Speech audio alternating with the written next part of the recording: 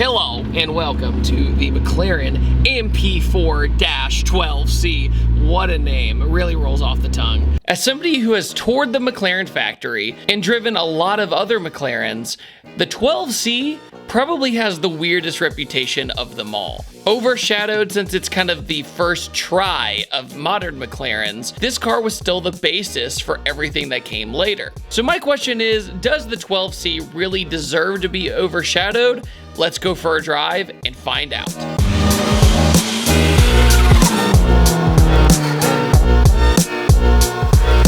Before this car came out, the first time I saw it was actually in the remake, or I guess you could say reboot, Need for Speed Hot Pursuit.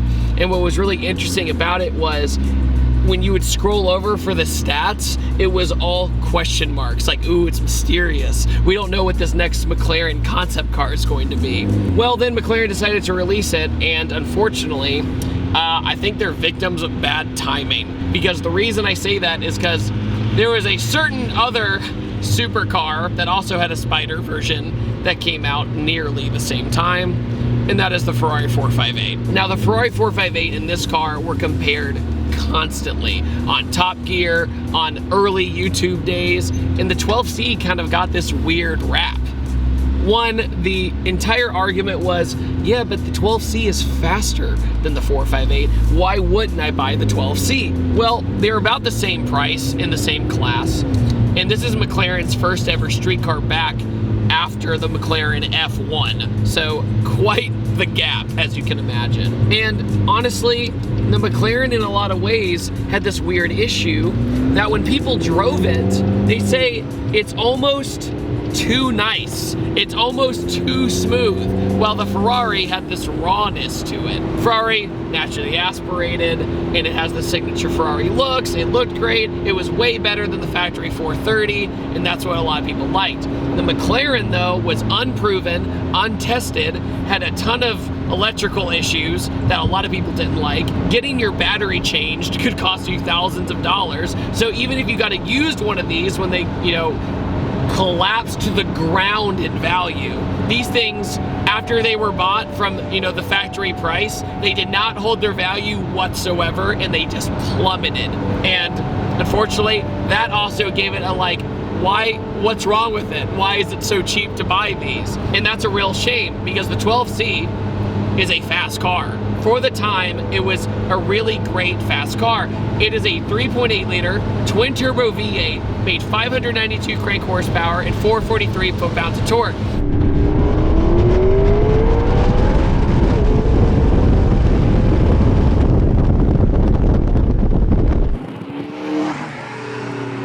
Now, here's the cool thing about it. It went 3.20 to 60, and this is the engine that McLaren essentially stuck with all the way to the P1. So they start with the 12C, and then eventually 650S, the 570, 600 LT, all of these amazing McLarens, they all started here. The chassis, everything is extremely similar. And this one, you could pop the rear clamshell if you wanted to do service yourself, which became this weird rumor on the later ones, but lo and behold, apparently it was just a few screws, and you just had to be brave enough to open it. So when you downshift, there's no bucking whatsoever. When you feel it shift, or I guess you don't feel it shift, maybe that's another reason why people didn't like it compared to its competition, because it does not feel raw. I will tell you that. It's fast, but it's not that raw.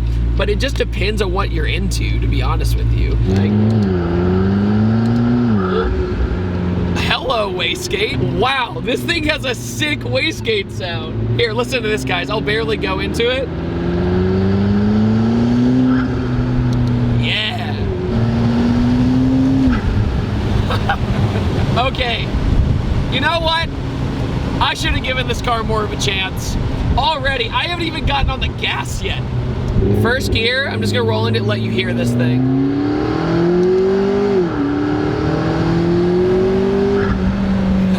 It's like, it's not so much like a blow-off valve where it has the big whip, like wachoo.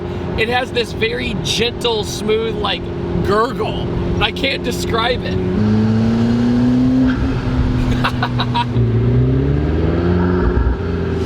Okay, so apparently if I stay in like second or third gear and I don't give it the beans, it's like the coolest wastegate turbo sound out of a supercar I've ever heard. Because supercars, typically, they try to hide the turbos, where it's like, no, like we promise, it's just like the glory days of natural aspiration, you just won't notice it.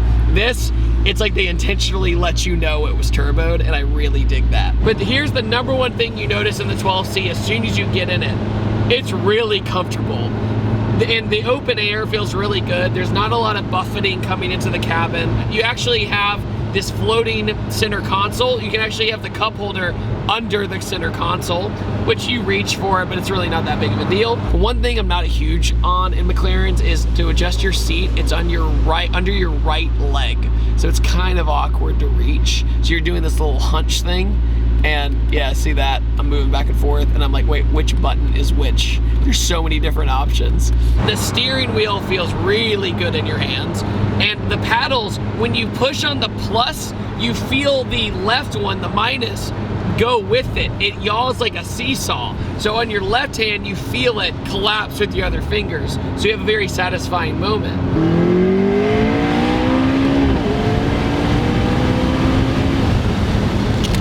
Also, if you park a MP4-12C next to a 458, one, people are gonna say, what is that? Two, they're gonna say, oh, it's a Ferrari, it's automatically better. Now, another thing too was the looks. The front is very tame. For a supercar, it's very subtle. The rear is more where you get the supercar feel with the two dual exhausts coming out the back that are kind of integrated with the taillights. And those taillights stayed with the 650. This thing goes over bumps like a cloud. Like when you're low to the ground in a 458 or something, it's not like this. The suspension in this is really well done. Everybody knows the car handled very, very well.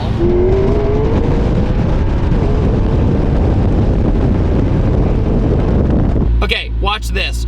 I was an idiot. All I had to do was hit this active button. Now that activates all the different modes. That's really interesting. So if I turn to the left and go to normal mode, the car just raised itself. Now if I go to sport, it just lowered itself a little bit. Now I'm gonna go to track. Now we just went a little bit lower. You might not notice. I'm gonna hit arrow. Now the arrow is in track mode. Like, not the easiest user interface to understand, but now that you do, it's not a big deal. The seats, if you can tell, they're very thin. It's a weird description, but they're kind of thin, but it feels much more comfy than its competitors, in my opinion. Also, the doors are sick. And honestly, they're more practical than, say, Lambo doors. You can really step out and not have to like do this weird under your head thing.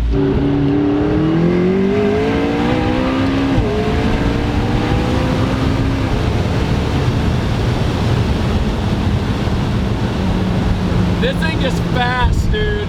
So track mode is almost like too good at its job. It'll pull me into the divots in the road.